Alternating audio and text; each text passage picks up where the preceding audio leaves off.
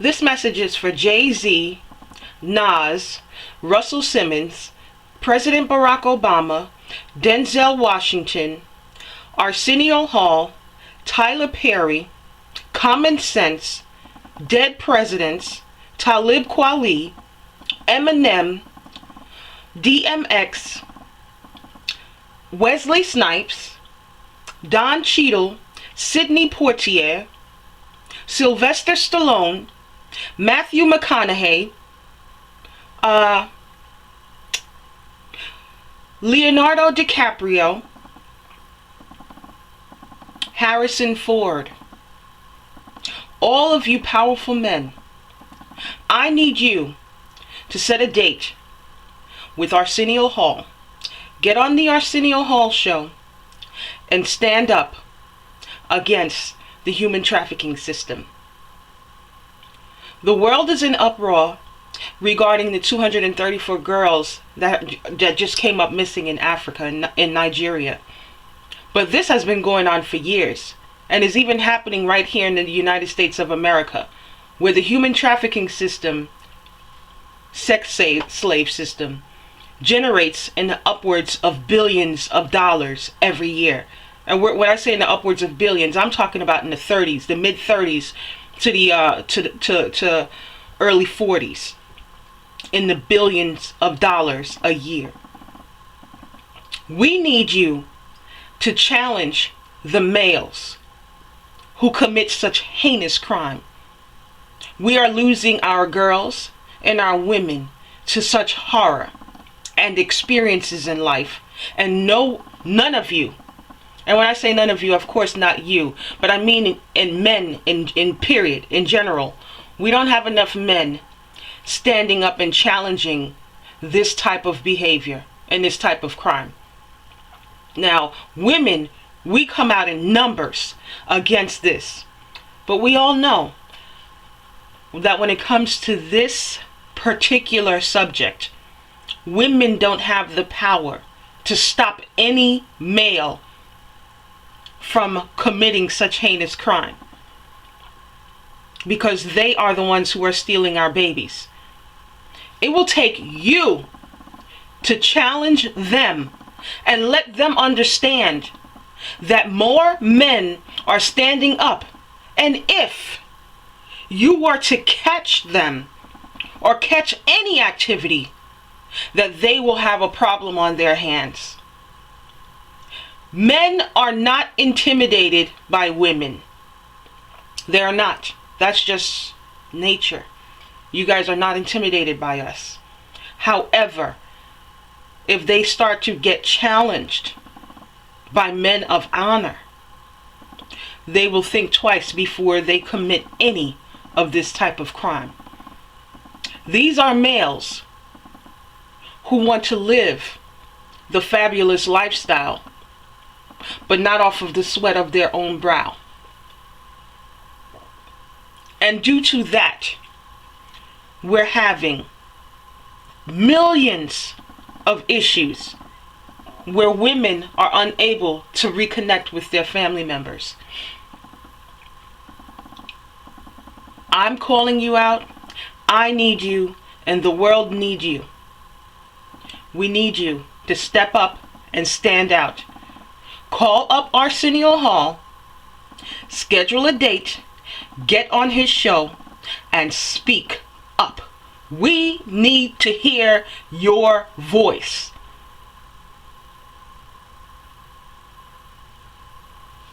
Peace. Peace, people. It's me, Arlene J. Ramsey, CEO and founder of Everyone Let's Talk, also your favorite self-wealth mentor. This segment is about the big business and slaughtered souls of women and girls of the human trafficking system as sex slaves. Let me tell you what I think about you maggots, you pieces of shit. See, you lack creativity and innovation, and you're lazy. You don't want to put forth the work and the effort that it takes in order for you to become a million and a billionaire, or for you to live that lifestyle and obtain that monetary wealth. So you just think you're clever. You think that you're just going to steal some girls and you're going to become that million and that billionaire. Not you think, but you know, because you know how assholes like you think. All right. Do you understand the psychological damage that you are doing to these people? You rather obtain this monetary wealth at the expense of girls and women. And when I say at the expense of them, I'm talking about at the expense of their souls. Put them in this type of lifestyle and under this type of horror, and you think that you are a human being? Do you even consider yourself to be a protector? What do you think about yourself?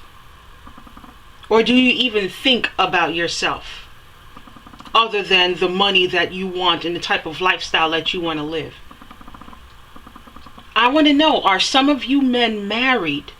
Do some of you have children? Do you have daughters? Do you want children? What about your mother? What about your sister? What about your female family members? Have you thought about anybody doing that to them? And if you have, what comes to your mind? What would you do to protect them if something like that was to happen to them? And then you have them living like trash. They're living in the gutter.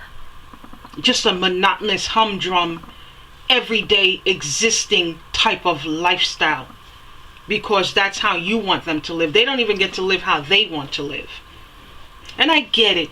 Some of you are going to say, well, not chances are half of them probably wouldn't be able to enjoy a better than minimum wage lifestyle. I get that. And you may be right. But guess what? Even with a minimum wage lifestyle, they can still indulge in things that they want to indulge in. They can buy a beer every once in a while. They can walk down the street. They can call a friend. They can do whatever it is that they want to do. But when you have them as your fucking slave, they just do all of this work. They're being fucked. They're being pummeled. They're being whatever. God knows who is doing what to them. And they don't even get a salary. Alright, you give them a couple of dollars when they're on their menstrual once a month so they can buy their pads. And that's the only time they're probably left alone. Oh, no. I take that back. I don't think they're left alone at that time, because some of these women have to undergo sodomy, which is the most excruciating pain that one can even imagine.